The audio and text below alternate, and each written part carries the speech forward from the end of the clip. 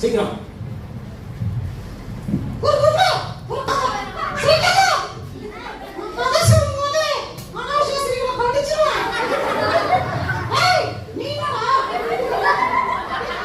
சும்மா உங்களை பண்ணுற அவன் ரொம்ப நல்ல கதையை சொல்ல. ஒரு பாட்டி வடசுட்டு இருந்தாங்க. அப்புறம் நீங்க சொல்லாதீங்க. அப்புறம் ஒரு காக்கா வந்து அந்த உடையை எடுத்துட்டு ஓடிச்சான். டேய், இது எல்லாருக்கும் தெரியுதா? தெரியுமில்லம்மா? எல்லாருக்கும் தெரியும். வாழை பாரு. இல்ல தெரியாது. தெரியும். இது தெரியும் சொல்லுங்கம்மா. ஓகே. ஓகே. இதுக்கப்புறம் அவங்க அசிங்கமா நானே சொல்லிடுறேன். சொல்லிட்டுமா? சரி அங்கிள், நீங்களே ஒரு கதை சொல்லுங்க. நீ ஒழுங்கா கேட்கணும். இந்த பசங்க முறைக்கிறது அந்த கேர்ள்ஸ்லாம் சண்டை போடுறவங்க வச்சுக்கூடாது. சரியா? என்கிட்ட அனாவசியம் வந்தா நான் சண்டை போடுவேன். டேய். சரி சரி. ஓகே. நான் ஒரு சின்ன கதை சொல்றேன், நீங்க கவனிச்சுக்கோங்க. நீங்க ஒழுங்கா கவனிக்கணும், நடுவில் பேசக்கூடாது. தெரியுதா? டேய். அவன் போகணும்.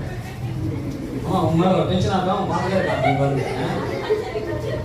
டேய் பேச அவன் மறுட்டுங்க, அவன் ரொம்ப டேய் சத்தப்படாத. சரி அங்கிள். அமைதியா கேளு. ஓகே.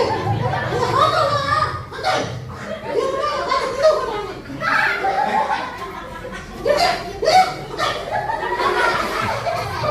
சரி சரிப்பா, அமைதியா இரு. நான் ஒரு கதை சொல்லி முடிச்சேன். என்ன இல்லை, நான் கதை சொல்லி முடிச்சிருக்கேன் சார். இவன் ரொம்ப தொலை தாங்க முடியாது. கதையை சொல்லுங்க. எல்லாம் அமைதியா கேளுங்க.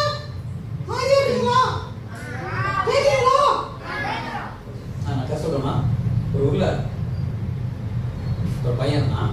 அவன் பேரு டியூக். சொல்லுங்க. அவங்க அப்பா வந்து அந்த பையனோட அப்பா இறந்து போயிட்டாரு. அப்புறம் அவங்க அம்மா ரொம்ப கஷ்டப்பட்டு அவனை வளர்த்தாங்க. அப்புறம் என்ன செய்ய முடியும்? இவங்க தானே வளைக்கணும். பேரெல்லாம் பொறுக்கி அதெல்லாம் விட்டு அவனை படிக்க வச்சாங்க. அவன் ரொம்ப கஷ்டம். அங்கிள் பாவம் தான். நீ அமைதியே கேளு, நீ அமைதியே கேளு. அந்த அம்மா என்ன செஞ்சாங்க? விறகு பொறுக்கி அந்த பையனை படிக்க வச்சாங்க. ஆனா அவன் ரொம்ப பெருசாயிட்டான். பெருசான உடனே அவங்க அம்மா அவன் பார்த்தாலே அவனுக்கு பிடிக்கல. ஏன் அங்கிள்? இருடா சொல்றேன். ஏன்னா அவங்க அம்மா கைனா ஒரு கருப்பா இருக்குது.